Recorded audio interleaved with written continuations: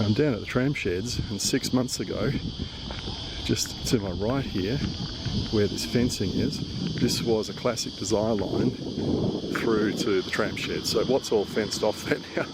I don't know why they put the fence in front of the benches. Why wouldn't you put it on the back? But through there was a dirt track, and it's been nicely revegetated, which is all good.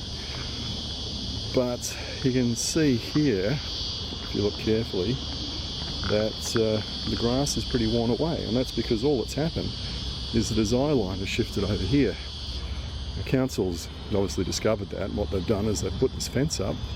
But I just watched a bloke carry a box of shopping across from the Tramsheds over there through here, and he climbed that fence, carried on his way, and he's probably in his 60s or 70s. So it just goes to show that, you know, council planners have this very fixed idea on where they think people should walk, but it's very, very tough to overcome human nature and the desire to take a shortcut.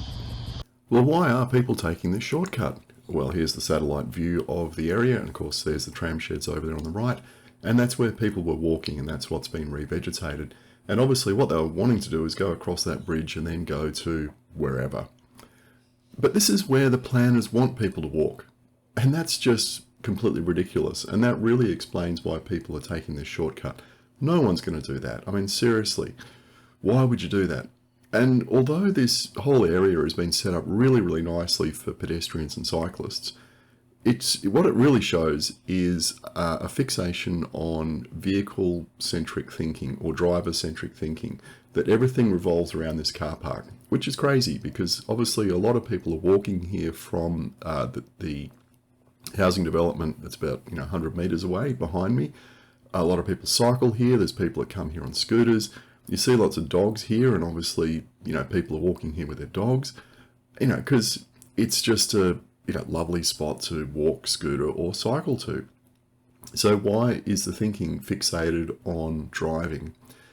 And so what the planners have obviously done is made it, as easy as possible for cars to get in and out of this car park, whereas to get in and out as a pedestrian is actually a really convoluted process. So if we follow the path that pedestrians have to take, and we're not going to follow it exactly, you can see they're kind of routed around the edge of the car park, and they'd be up there on the footpath on the right. There's no footpath on the left. And when we get to this bridge here, notice that there's no path across the bridge on the right-hand side. Drivers can go straight across it, but pedestrians need to go back across this footpath and then across that bridge on the right. And here's the bloke and his dog, actually, and his box, who climbed over that fence I was talking about earlier. So the fundamental problem, I think, is that the designers or planners have built this lovely, area, but have not been able to get cars out of their heads. They just can't. They keep on designing around the motor vehicle, whereas what they should be doing is designing around the human, around the pedestrian, around the walker, around the thing on two legs, not the thing on four wheels.